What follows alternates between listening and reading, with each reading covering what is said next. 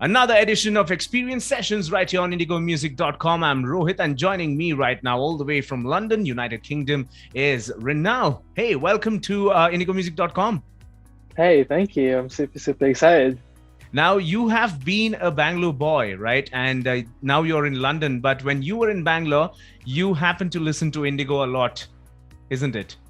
I mean, yeah, I think I've always grown up and listened to just English music in general. My parents were obsessed with English music as well. So the only station I ever really listened to was Indigo growing up. I remember like Rohit Barker, I remember Melody Austin, and so I was just listening to Indigo all the time. So that was kind of my only exposure to English music before like Spotify and YouTube and everything. So it's been a big part of my life for sure. Right. And from Bangalore now in London, what made you move to London? Was it because of music? Was it because of education? So I initially moved to Leeds, which is like about 2 hours from London. And I moved there about like 5 years ago.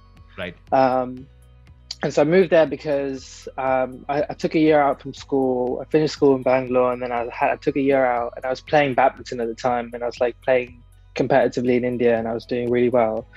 But then I kind of had to choose between music and badminton, and my dad really wanted me to have a degree and stuff like that. So he was like, okay, at the time there wasn't really a music degree in India to do like music production. Right. And so we had to look outside, and England was like the next best option. So that's why I moved over here, just so I could have a degree in music and something that I love doing. So I'm really glad that my dad agreed to let me come over here and do that. Right. And your tracks, they sound brilliant. We'll talk about the tracks, but how was COVID-19, the lockdown for you as a musician?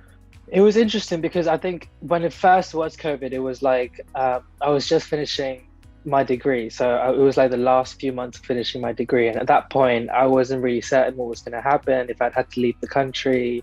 And so I was really less focused on my music because I was really focused on if I'd be able to be in the country or not and keep making the music that I wanted to make. So the first few months were definitely really hard. And then towards the end of that year, I moved to London, which completely changed my whole attitude to how I made music, because about 2 months into moving to London, I met my manager here, and that was through TikTok. I posted a video on TikTok and he just found me. And I think because of COVID, it kind of pushed me to be more online and like be more active and posting stuff. And that's what got me discovered through the people that are now my managers. So I think COVID did help in kind of accelerating the whole process of me being an artist now, which I'm super grateful for, because I wouldn't normally have that courage to just go and put myself out there. So it was kind of a necessity for me, because I was like, okay, this is the only way I can, be in this country and do what I want to do. So I'm glad in a way that I kind of used that to my advantage and kind of, made the best out of it. Right. And you describe your sound, the music that you make, as Tyler, the Creator, meets someone like, Billy Ocean, or maybe even, John Mayer. Yeah.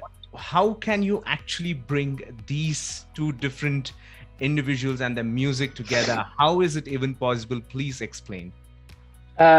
It is tough. It is very, very tough. I put myself in a tough spot by saying that, but I think in general, I think music for me has never been like one particular genre. I've always, it's very mood based. So I could listen to one thing today and then tomorrow I'd be in a completely different mood and listen to something else. Right. And I also love albums where the whole album is not the same song over and over again. It's different world that comes together in each album.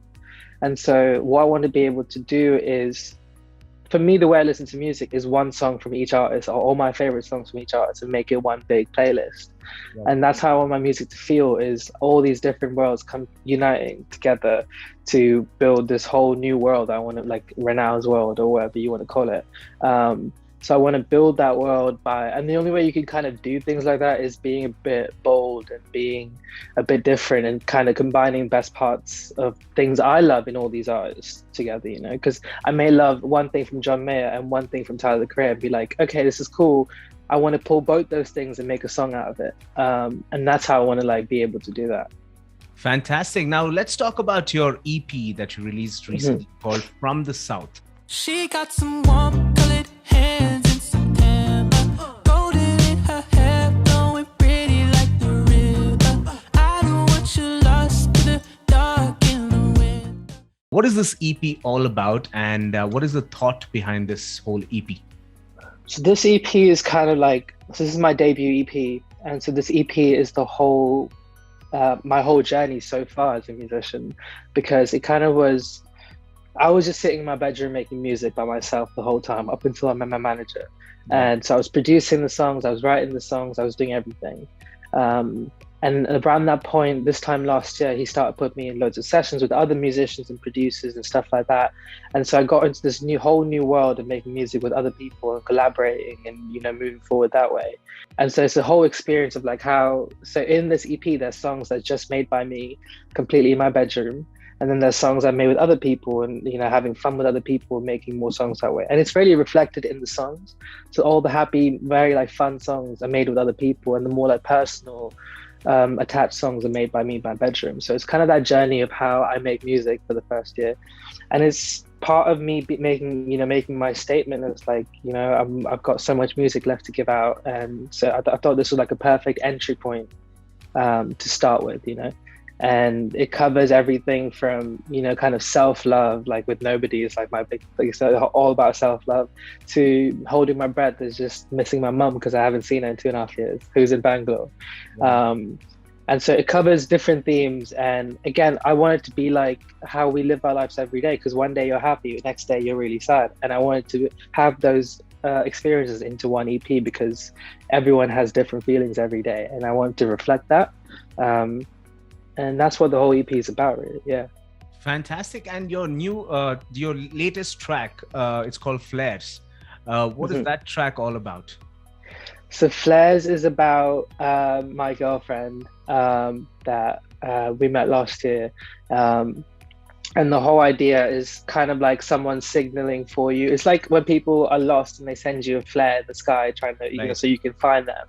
And it was that whole kind of ideology of like being able to find someone, because you're going to, like, you know, it's kind of like she's sending flares in the sky so I can go find her. And she's from the UK and she's from the south here, and I'm from the south in Bangalore in India, so I thought it would be cool like wordplay to mix both those worlds together and build a song called From the South. So that's why in the end it goes flares from the south, keep sending flares from the south. Right. And that's why the EP is called From the South, because I'm a South Indian boy. So so I thought it'd be just cool, kind of playing on those words a little bit and using that. Fantastic. You know what? The sound of, you know, that particular track is just brilliant. We're going to be playing that on air right here in Bangalore and in Goa on indigomusic.com. Once again, Renao, it was an absolute pleasure connecting with you and talking about your music. All the best with your future releases and your future endeavors. It was great talking to you. Of course, thank you. I'm really, really excited. My parents would be really, really excited to listen to this. I will definitely let your manager know as to when this is going to play out, and great. Please ask them to tune in. Of course, yeah. I'll be in India in about a month, so I'm excited to be listening to it then as well. Fantastic. Take care, Renao. Thank you. Have a great day. You too. Bye.